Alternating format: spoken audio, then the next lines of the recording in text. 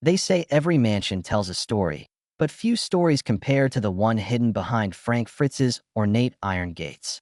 Known to millions from History Channel's hit series, American Pickers, Frank built a sprawling estate in rural Iowa that seemed, on the surface, like the ultimate collector's paradise.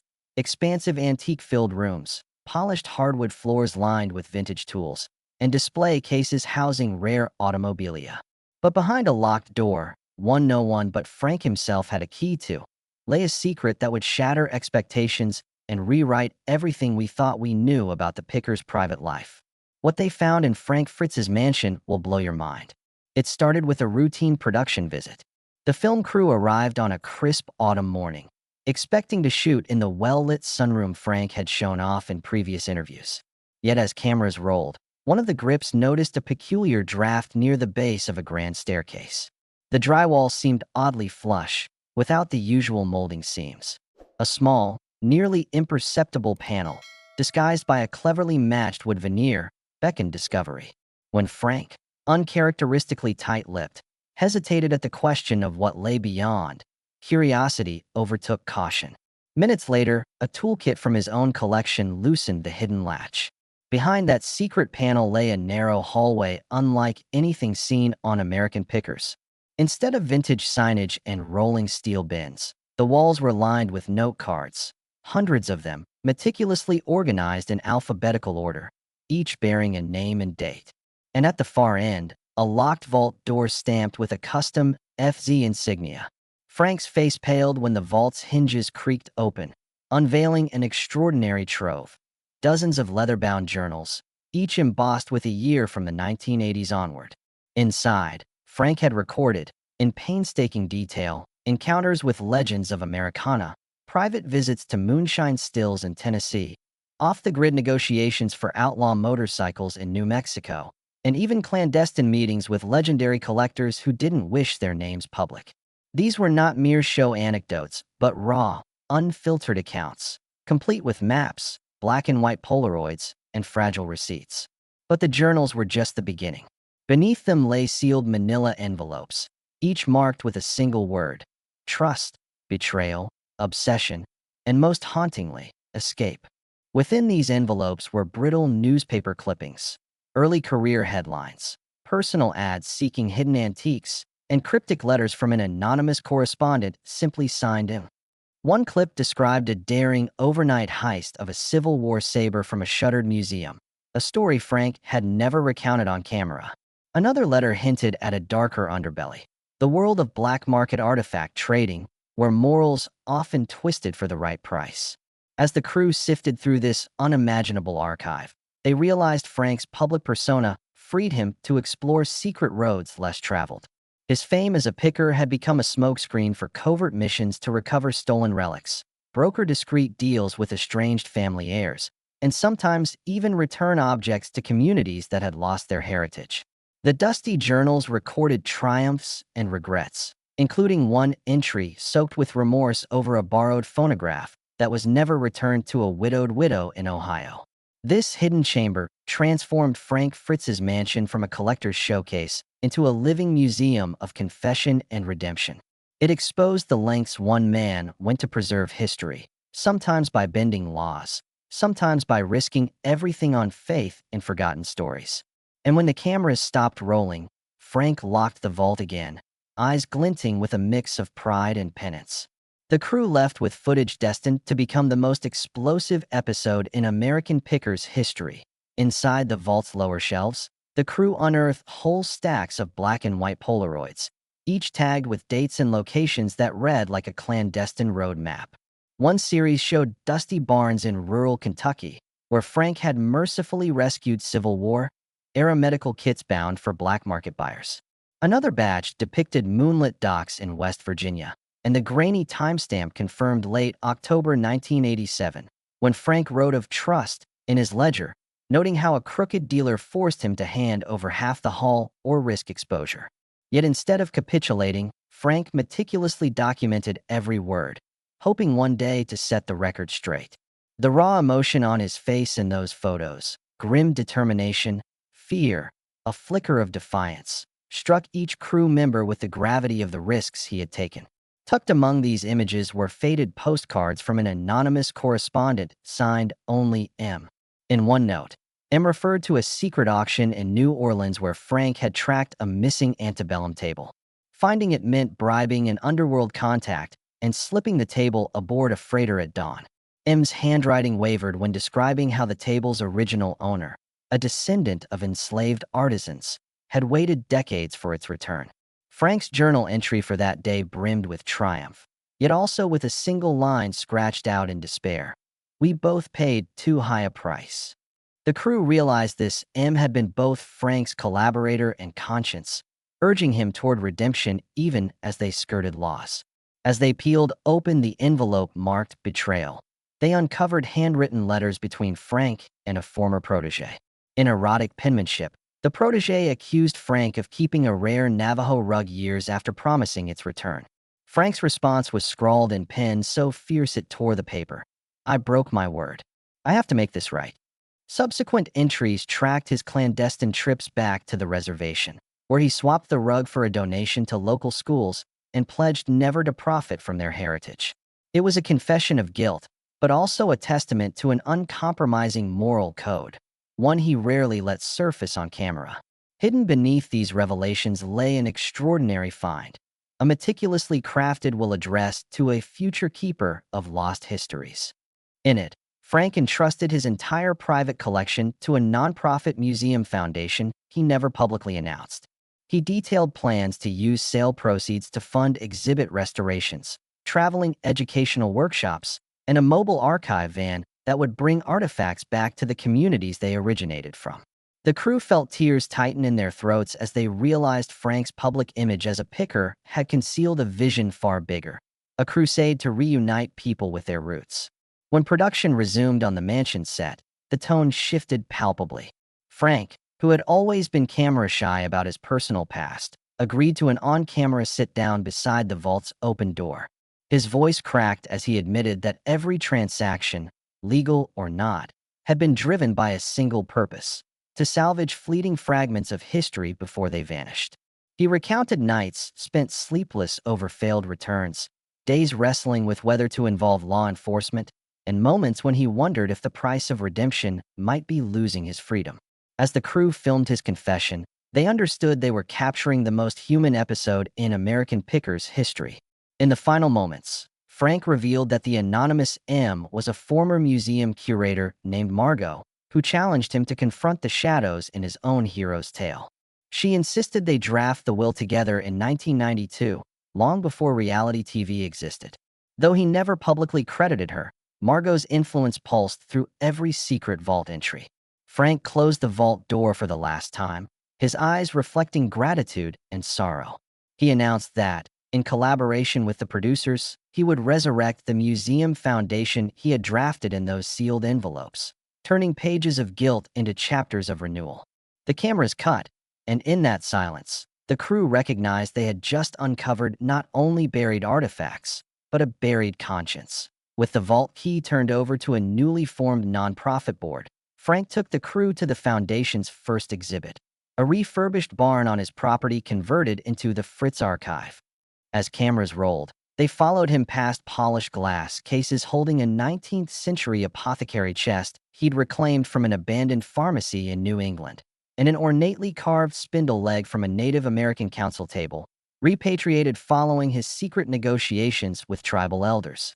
The soft overhead light illuminated the edges of vintage tin signage he'd restored to pristine condition, each sign bearing a story of local businesses shuttered when their towns dwindled to ghostly outskirts. Frank paused by a display of war-era dog tags he'd coaxed out of hesitant collectors, returning them to families who long believed them lost to scrap metal drives. His eyes misted as he detailed the hours spent tracing descendants through census records and old phone books. Margot, now serving as the foundation's public director, stepped forward in the filmed footage. With gentle authority, she described how Frank's cryptic future keeper will provided the seed money to underwrite traveling exhibits in rural communities.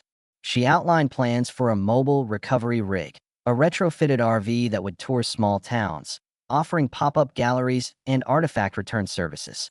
As Margot spoke, The camera lingered on a map of America's heartland, dotted with pins marking planned stops, former coal towns, migrant farm worker camps, decommissioned rail depots. The contrast between grand metropolitan museums and these humble locales underscored a new mission. History belongs to everyone. Behind the scenes, crew members shared candid reflections. The director admitted that he had signed up for a lighthearted episode about eccentric collections, then found himself moved to tears by Frank's confessions. A sound engineer revealed she had sneaked a second take of Margot's speech just to capture the hush that fell over the barn, an unintended sonic testament to shared reverence.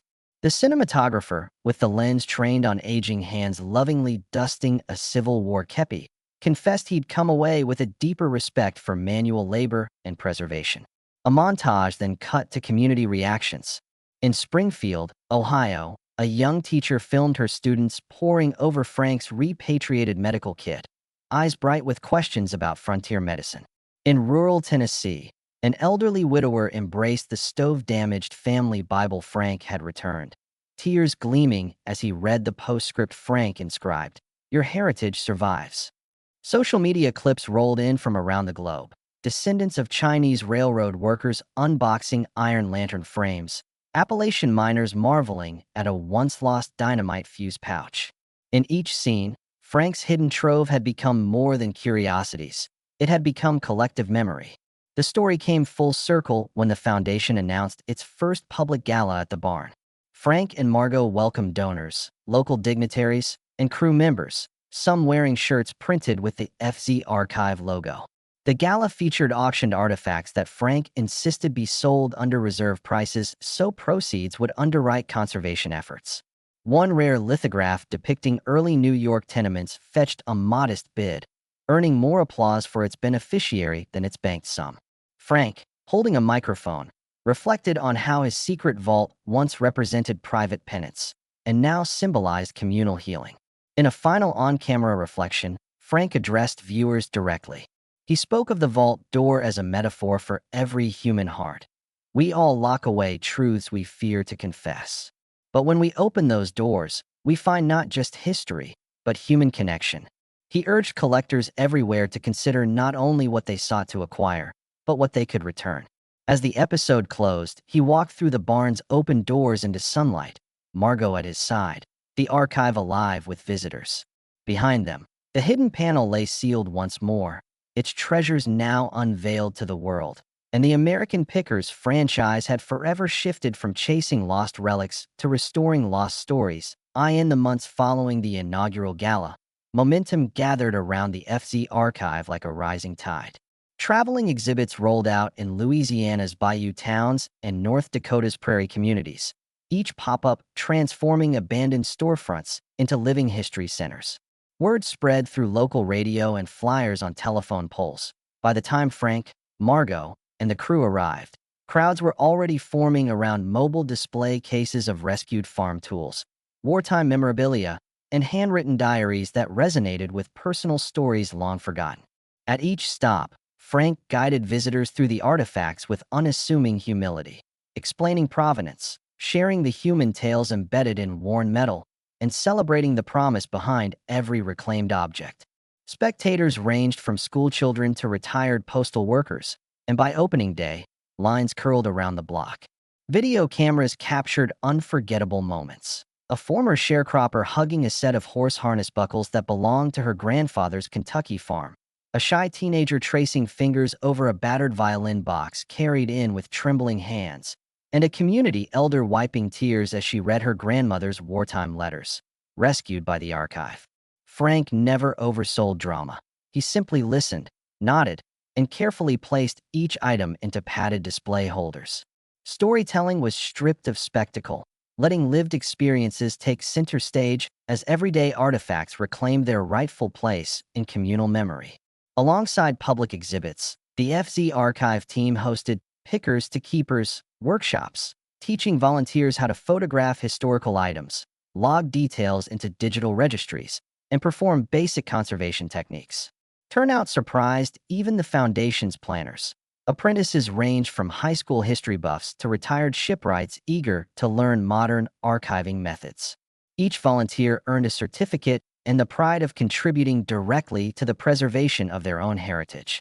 Margot captured their progress in weekly live streams, weaving together interviews with budding curators and archival footage of Frank gently cleaning a Civil War-era flintlock. Subscribers to the Foundation's channel surged by thousands.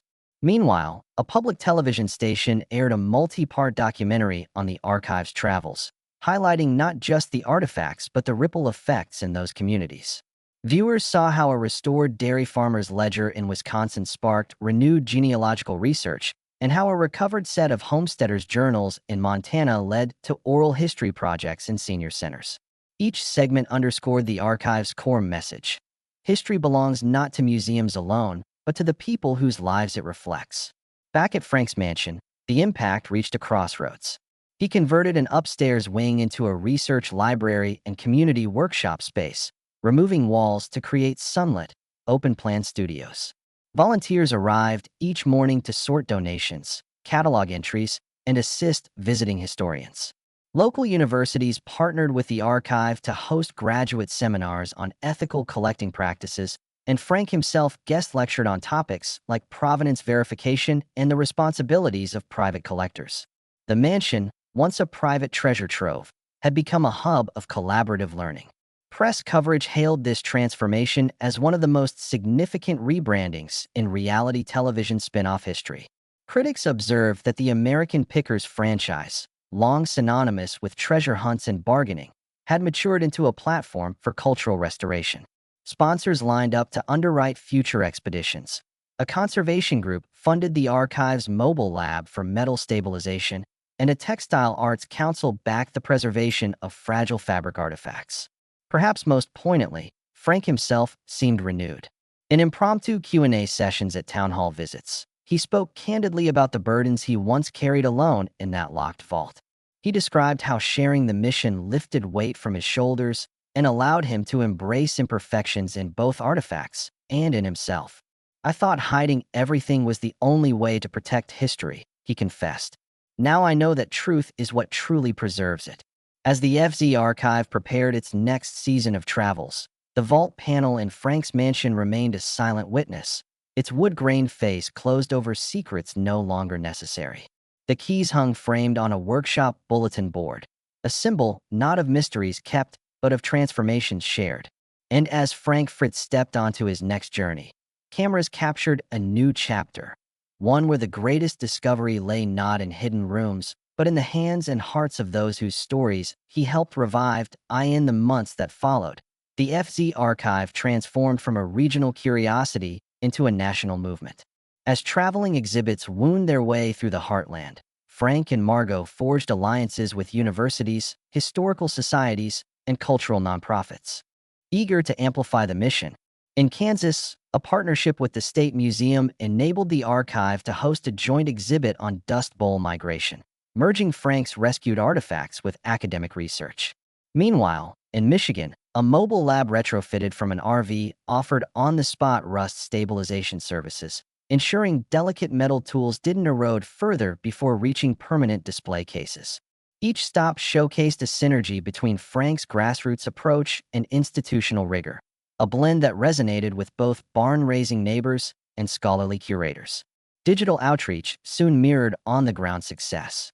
The Foundation launched an interactive website featuring high-resolution scans of artifacts, searchable by region and time period. Users could zoom into weathered farm implements, rotate 3D models of reclaimed Civil War kepis, and read audio interviews with descendants who finally held their family heirlooms again. Monthly Ask a Picker live streams drew thousands of viewers as Frank fielded questions about provenance, best conservation practices, and the moral lines he once skirted. His candid reflections, why he'd once paid a crooked dealer in Tennessee extra cash to free a shipment of antique plows, or how he'd covertly returned a stolen branding iron to a New Mexico rancher, gave audiences a rare window into the messy ethics of recovery work. Back in Iowa, renovation of the Fritz Mansion's workshop wing reached a milestone, the launch of an educational fellowship program. 10 apprentices, selected from communities served by the archive, received stipends to train under Margot's curatorial team. These fellows learned document preservation, artifact handling, and exhibition design, skills many had never imagined accessible to them. One fellow, a high school dropout from rural Nebraska, credited the program with igniting his passion for history and offered to help catalog local church records threatened by flooding. Another, a retired auto mechanic, discovered a latent talent for crafting display mounts and now supervises workshops teaching welders how to build custom archival supports. Press attention scaled up accordingly. National broadcasts sent field crews to film the archive's work in remote fishing towns in Alaska and lumber camps in Maine. Feature articles in major magazines celebrated the project's unexpected social impact, revitalized small economies, renewed local pride, and a wave of volunteerism from students and retirees alike. Even sponsors accustomed to flashy product placements lined up to underwrite the archive's 2025 itinerary, fuel for the mobile lab, grants for tribal repatriation initiatives, and funds to digitize fragile journals. Corporations eager to bolster their social responsibility portfolios found the archive's mission compelling, preserving history while empowering communities. Amid this whirlwind, Frank remained grounded. He continued guiding visitors personally through the Fritz archive barn, recounting the backstories of each piece with trademark humility.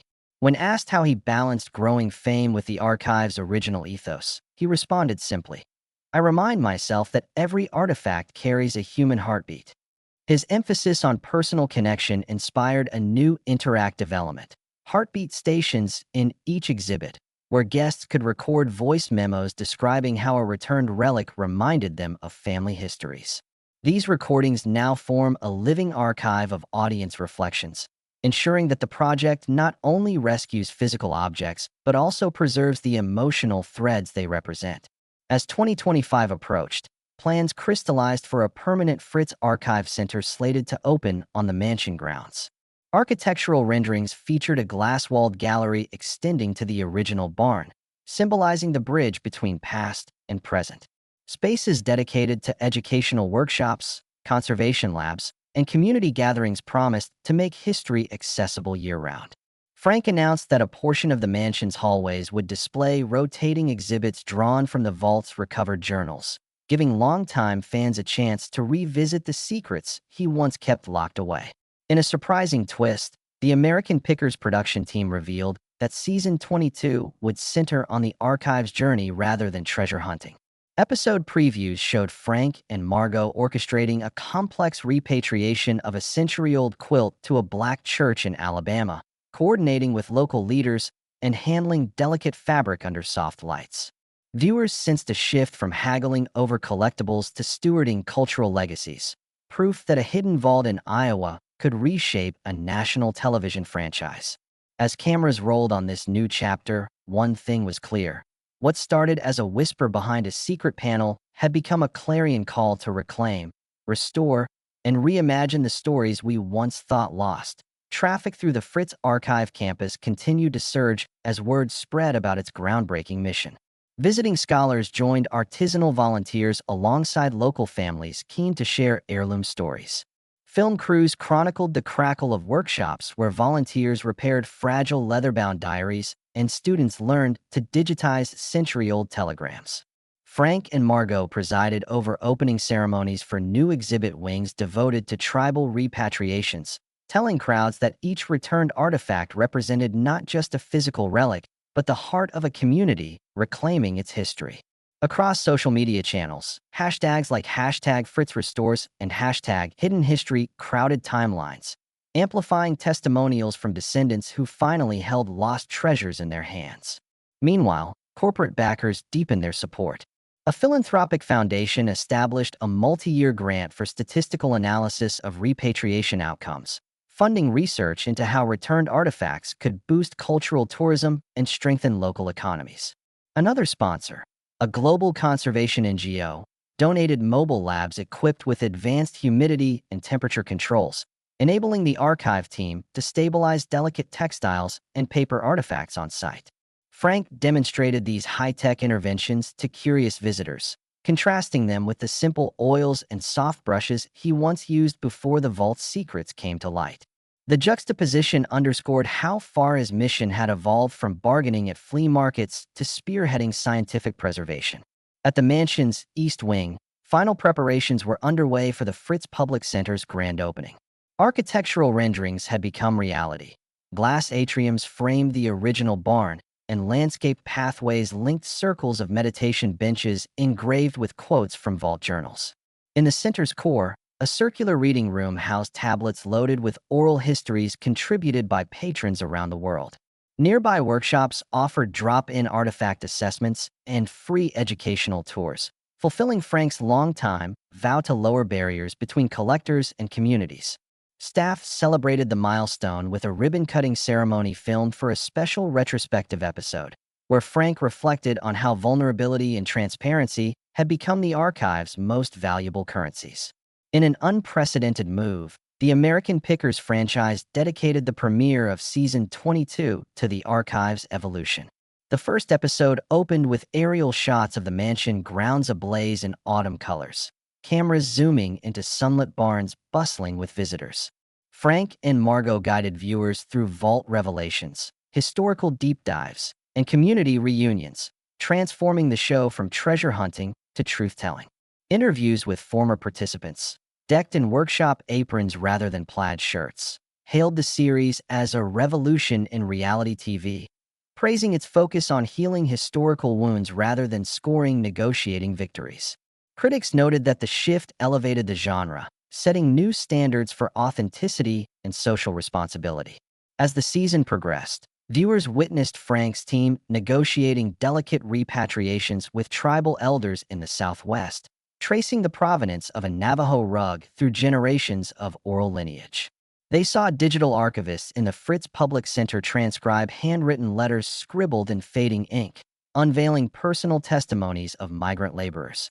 Emotional reunions played out on screen, grown children hugging tattered family Bibles, and elderly veterans reunited with their war-era uniforms for the first time.